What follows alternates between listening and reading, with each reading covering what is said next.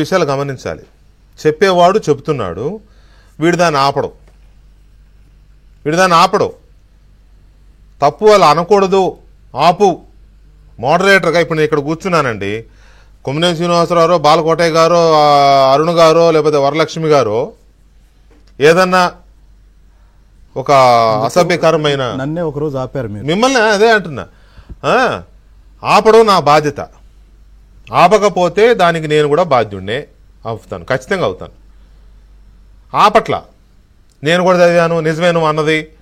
పైగా మిమ్మల్ని కూడా వాళ్ళు ట్రోల్ చేస్తారని అతనికి చెప్తున్నాడు. అంటే ఆయన్ని ఇది చేసే పని చేస్తున్నాడు. కానీ అరే, లక్షల మంది నా తల్లులు, నా చెల్లెళ్ళు, నా బంధువులు, లేకపోతే ఇతరులు చాలామంది మహిళలు ఉన్నారా అనే మినిమం కామన్ సెన్స్ కూడా ఆ చర్చ చేసిన కొమ్మినేని శ్రీనివాసరావుకి లేదు. నేను ఒక మనిషి పుట్టాను, ఒక తల్లికి పుట్టాను అనే సెన్స్ ఈ వాగినోడికి అసలు లేదు. పైగా సాక్షి వాళ్ళు ఒక నోట్, అంటే స్క్రోలింగ్నే నోట్ లాగా తీసుకొచ్చారు.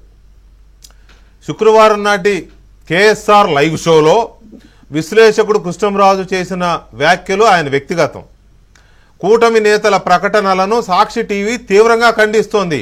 కృష్ణంరాజు వ్యాఖ్యల్ని ఖండించట్లా, ఆయన వ్యక్తివార్త అంటోంది, కానీ అది తప్పని మాత్రం అనట్లా. కూటమి నేతలంట ఏది, ఇప్పుడు అక్కడ మహిళలందరూ ప్రశ్నిస్తున్నారు కదా, వాళ్ళందరూ కూటమి నేతలు లెక్కలు వేశారు. అంతేగాని మహిళలకు సమాధానం చెప్పట్లా. మహిళలు బాధపడుతున్నారు, మేము క్షమించండి మమ్మల్ని అని చెప్పడంలా. సాక్షి మీడియా ఎప్పుడు కూడా మహిళల పట్ల అత్యంత గౌరవాభిమానాలు చూపుద్దంట. ఇదేనా గౌరవాభిమానాలు? సీనియర్ జర్నలిస్టు, అసలు వాడు జర్నలిస్టే కాదంటే మళ్ళీ సీనియర్ జర్నలిస్ట్ సబ్జెక్ట్ మళ్ళీ ఇప్పుడు పెట్టారు. సీనియర్ జర్నలిస్టు కృష్ణంరాజు వ్యాఖ్యలను సాక్షి మీడియా ఎంత మాత్రం సమర్థించదంట. ఖండిస్తున్నాం మేము, ఇక నుంచి మేము అతన్ని మా చర్చలకు పిలవము అట్లా చెప్పడంలా. సో ఈ మొత్తం వ్యవహారము, వాడు తిడతాడు, వాడు మాట్లాడతాడు, వీడు ఆపడు, ఈ సంస్థ ఏమో, ఆ యాజమాన్యం ఏమో ఇలా బిహేవ్ చేస్తుంది.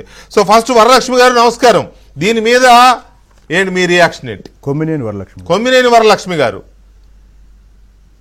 నమస్తే అండి. ప్యానెల్లో ఉన్న మా సోదరులకి, సోదరి అరుణకి, శ్రీనివాసరావు గారికి నమస్తే అండి. అట్లాగే బాలకోటయ్య గారి, వెంకటకృష్ణ గారికి అందరికి శుభ సాయంత్రం అండి. ఇవాళ మేము ఏం చెప్తామండి, అసలు ఆయన పొద్దున నిన్న అనంగా జరిగితే వాళ్ళు ఇంతవరకు మళ్ళీ ఎండి భారతీ రెడ్డి వచ్చి అసలు క్షమాపణ చెప్పాలండి. వాళ్ళకి ఆడవాళ్ళని గౌరవించే సంప్రదాయం ఎప్పుడూ లేదండి. ఆడవాళ్ళని గౌరవించే సంప్రదాయం ఉంటే గత 5 ఏళ్లలో మహిళా ఉద్యమంలో మహిళ నిరసనేనండి, అది ఉద్యమం మేము నిరసనే. మా నిరసన భాగంలో ఏనాడైనా వచ్చి వాళ్ళు పలకరించారని ఎంతమంది ఆడవాళ్ళు ఎప్పుడైనా అసలు ఆయన కూడా ఎప్పుడు రాలేదండి.